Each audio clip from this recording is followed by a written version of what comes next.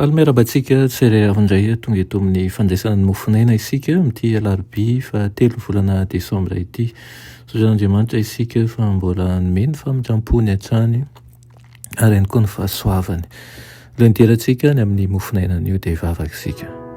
Itombandriamanitra hoe tolotra ianao ny dera, ny laza, ny asa sy ny voninahitra. Misaotra anao izay satria mena zava-tsoa indray dia ny ahafahanay miaraka aminao ankehitriny. Misaotra ray eo satria tianay tokoa ianao ary mamoky anay ny zava-tsoa sy avy aminao. Mboary ny fonay ary dia izao ny fisainanay mba ho tia ny marina hatrany ary ahafahanay koa mijoro tsara ho vavolombelonao n'aiza n'aiza misy anay. Tonoana sy angatany amin'ny anaran'i Jesosy. Amen. Lohateny mofonainantsika androany dia manao hoe mikendry ny fahatanterahana. Nalaina Matio 5:7-8 manao hoe koa amin'izany aoka ho tanteraka ianareo toy ny fahatanterahany rainareo izay any an-danitra. Amen. Misy dikany lehibe ny hoe mitoetra ho kristianina. Midika ho fandehanana ampahamalinana eo anaty an'Andriamanitra izany. Eny fiezahana mafy anatratra ny marika azahoana ny lokan'ny fiantsoan'Andriamanitra any ambony ao amin'ny Kristy Jesosy. Midika ihany koa ho famoahazana vo be dia be ho voninahitra ilay nanolotra ny zanany ho fato antsika izany. Amin'ny mahazanaka lahy zanaka vavin'Andriamanitra azy dia tokony hiezaka mafy ny kristianina mba hanatratra ny idealy ambony indrindra napetraka eo anoloany ao amin'ny filazantsara.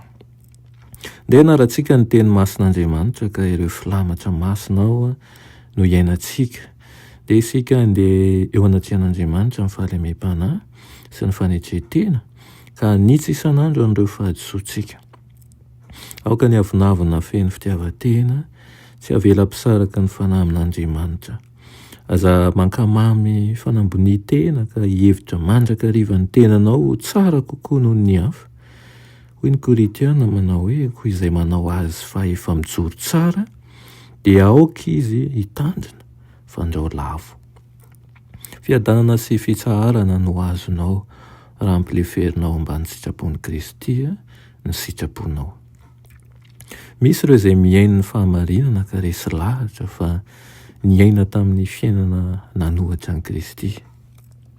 Voaheloka izy nefa indro fa mibebaka noho n'ireo fandikana lalàna. Miantehitra amin'ny famendrehan'i Kristy izy ary mino azy amin'ny finoana tena izy ka mandray famelan-keloka. Mitomba amin'ny fahasoavana sy ny fahalalan'Andriamanitra izy satria mampitsahatra ny fanaovan-dratsy ary mianatra manao tsara. Hitany ihany koa fa tsy maintsy misy ny fahafoizan-tena mba ahafahana misaraka amin'izao tontolo izao. Ary rehefa manombana ny sandan'izany izy dia hahita fa fantiantoka sy taimboraka avokoa izany rehetra izany noho ny fahasoavana azony amin'ny Kristy. Izany ny tena fiovam-po marina amin'ny fianterana feno fanetretena sy fankasitrahana no iankinan'ireo izay nandray fo vaovao amin'ny fanampian'i Kristy. Asehony eo amin'ny fiainany ny voan'ny fahamarinana, tia ny tenany izy fahiny ary nankamamy ny fahafinaretana arak'izao tontolo izao. Narodany kosa ny sampiny ankehitriny ary Andriamanitra no ny avelany anjaka. Izay no atao hoe fahatanterahan'ny fiovam-po tena izy ary ny rina dia ho tahaka an'izany isika tsirairay avy izao ahatsiaro fa tiantoka sy taimboraka avokoa ny fiainana rehetra tsy misy an'i Kristy ary indrindra ny fiainana atao anatin'ny fahotana fa Jesosy Kristy ihany no lalana sy fahamarinana ary fiainana. Amen. Itombandriamanitra eo mbola misaotra anao izay ny amin'izany teninao izany. Mangataka aminao indrindra izahay mba ho foazonao ny tsirairay avy aminay ka ho amin'ny fiovam-po tena izy tokoa sy amin'ny herin'ny tenanay fa ny fanahinao any hanampy anay tokoa andraisanay fanapahan-kevitra matotra dia ny ahafahanay mifandray aminao. Anaran'i Jesosy. Amen.